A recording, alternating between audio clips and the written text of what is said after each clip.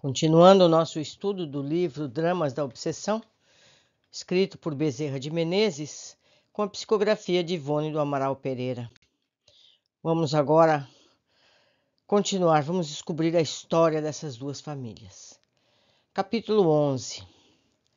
Pelos meados do século XVI, já a Inquisição em Portugal estava definitivamente estabelecida. Depois de longas e muito fastiosas demanches e controvérsias dos governos do reino com os poderes eclesiásticos de Roma, foi oficializado esse célebre tribunal, meio religioso, meio civil, cujos fins desumanos e inconfessáveis são ainda hoje a mácula que enodoa não apenas o gesto da Igreja, que em hora infeliz consentiu patrociná-lo, mas também os poderes civis que o requereram e adotaram. A Inquisição, chamada pela primeira vez na Espanha de Santo Ofício, desde muito, segundo reza a história, fora estabelecida na França no século XIII, onde não se arraigou, como era de esperar, com a violência observada em outros países do sul da Europa, isto é, da Espanha, Portugal e Itália. Em Portugal, onde se verificaram os acontecimentos quevocanos, coube ao rei Dom João III, chamado o Piedoso, graças ao fanatismo religioso de que dava provas ativas das negociações junto à sua santidade, o Papa III, a fim de oficializá-la, decretando suas funções com plenos poderes, pois compreendeu esse cruel soberano as grandes vantagens de ordem econômica resultantes de uma perseguição sistemática, oficial, contra os chamados hereges, ou judeus, tão altamente colocados no comércio como na indústria, uma vez que a perseguição incluiria a confiscação de suas fortunas e bens imóveis. Jamais em outros países da Europa agiu a Inquisição contra os judeus com tão cruel violência como na Espanha e Portugal. Esse tribunal civil religioso, como vemos, era estabelecido e patrocinado pelas leis religiosas, mas firmado também em poderes civis ou nacionais, e por isso tanto servia à Igreja ou os seus representantes como ao Estado. No todo, não passou de politicagem torpe, à sombra da qual as mais cruéis e desumanas, vergonhosas arbitrariedades, os mais atrozes crimes eram perpetrados. O recurso de que se lançava a mão para exercer tal poder era a heresia. A Inquisição tinha por finalidade perseguir os hereges, ou aqueles que assim eram considerados pelos governantes fanáticos e os agentes do papado. Gente, e o cristianismo não fala isso. Não se pode misturar a Igreja Católica com o cristianismo. Cristianismo é perdoar 70 vezes 7. É fazer o próximo o que nós queremos a nós mesmos. É importantíssimo essa distinção. Os erros são dos homens e mulheres, não do catolicismo, ou melhor, não do cristianismo. Continuando. Em Portugal e Espanha, eram os hebreus ou judeus os mais perseguidos. Mas é bem verdade que por toda a parte se perseguia por qualquer motivo e também sem motivo algum, por simples questões pessoais, levando-se o adversário às penalidades máximas do Santo Ofício, sempre sob acusações de heresia ou de conspirações, permitindo-se assim livre curso às ambições, ao ódio, às vinganças e etc. Temos aqui uma nota de rodapé. A Inquisição era tribunal eclesiástico, estabelecido pela Santa Sé, mas firmado pelos poderes civis. Em Portugal, como é sabido, o governo usou de grande insistência para que a Santa Sé permitisse o seu estabelecimento. Os inquisidores geralmente eram os próprios religiosos, bispos, padres, frades, etc. Continuando. Pertencendo à classe mais aprimorada em haveres de toda e qualquer comunidade da Europa, mesmo acima de muitos vultos da nobreza em matéria financeira, os judeus se viam perseguidos pelo Estado incessantemente, o qual lhes confiscava os bens para aumentar os cofres públicos, ampliar o conforto pessoal, o fausto da realeza e incentivar este ou aquele empreendimento em benefício geral. ou público, muito embora tal dispositivo nem sempre contasse com a lei oficializada. Seria um roubo que o Estado cometia, um assalto acompanhado de crimes abominavelmente cruéis, pois os judeus eram classe honesta e seus haveres adquiridos através de esforços heróicos e perseverante trabalho.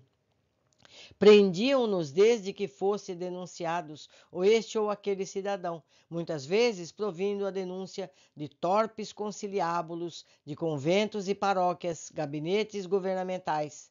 Processavam-nos sobre formas de ditas legais, torturavam-nos a pretexto de convertê-los à fé cristã e salvar suas almas, queimavam-nos vivos em fogueiras levantadas em praça pública, arrasavam algumas vezes suas propriedades depois de saqueá-las, aviltavam suas esposas e filhas antes de supliciá-las, esqueciam-nos para sempre no segredo de masmorras solitárias como túmulos, que omitiam, enfim, toda espécie de vilezas e atrocidades, de que hoje o mundo se envergonharia.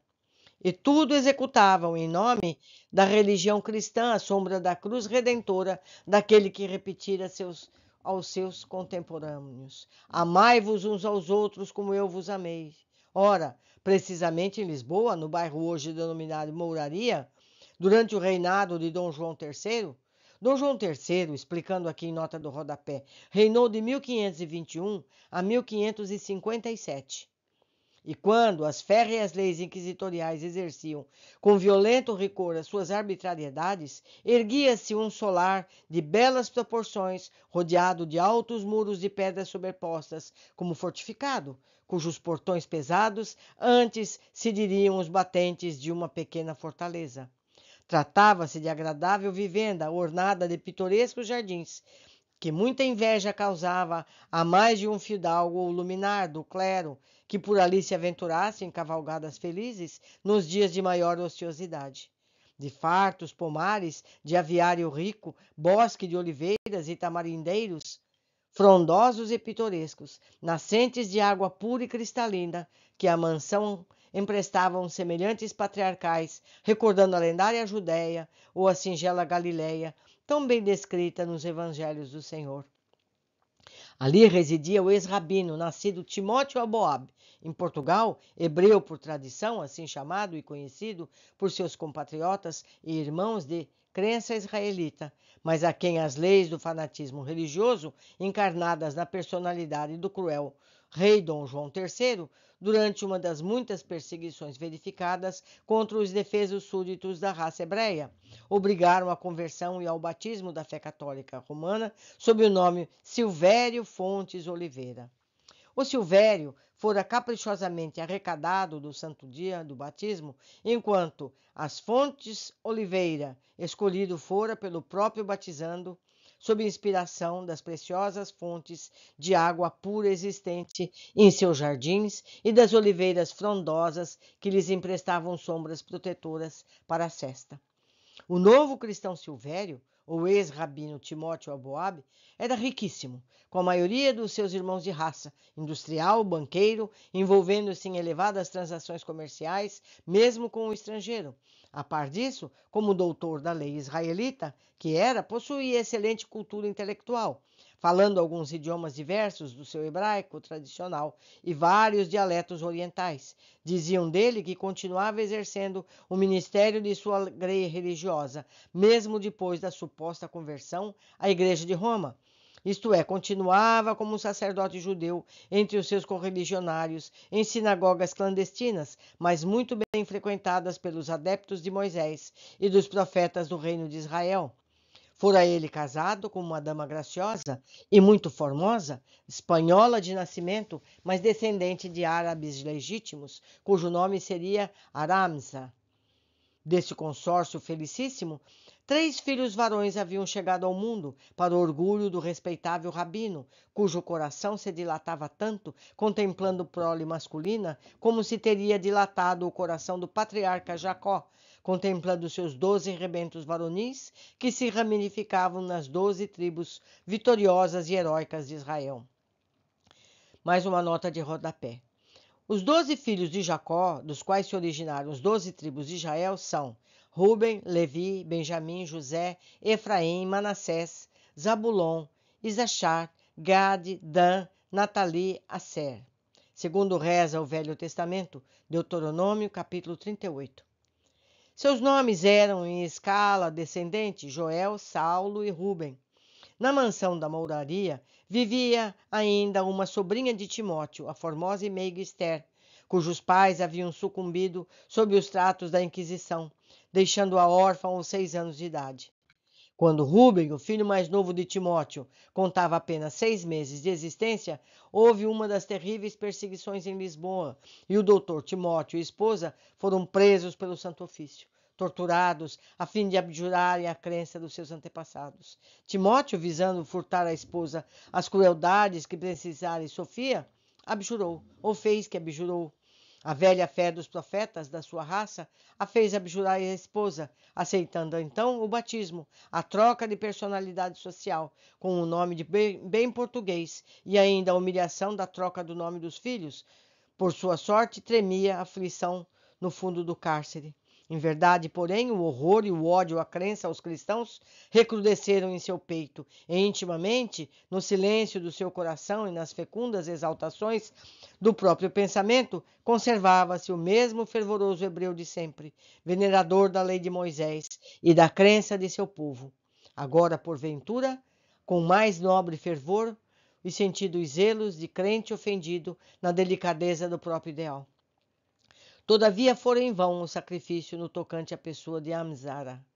Não resistindo aos tratos sofridos na prisão e tampouco ao desgosto da abjuração, que considerava ofensiva ao Deus de Israel, como a sua honra pessoal, a formosa judia espanhola deixou de existir, ficando inconsolável o pobre esposo e na orfandade os 3 pequeninos, cujos nomes, após o batismo imposto pela catequese inquisitorial, eram Henrique, José e Joaquim, respectivamente. Igualmente batizada, Esther passou a chamar-se Mariana, prenome bem português que lhe fora aplicada no intuito de encaminhá-la mais satisfatoriamente à salvação eterna, segundo a hipócrita convicção daqueles que lhe impuseram. Nestas páginas, não obstante, continuaremos a tratar nossas personagens pelos seus nomes de origem, uma vez que liberais que deveremos ser, respeitaremos o direito que têm eles, ou quem quer que seja, de se nomearem conforme lhes aprouver.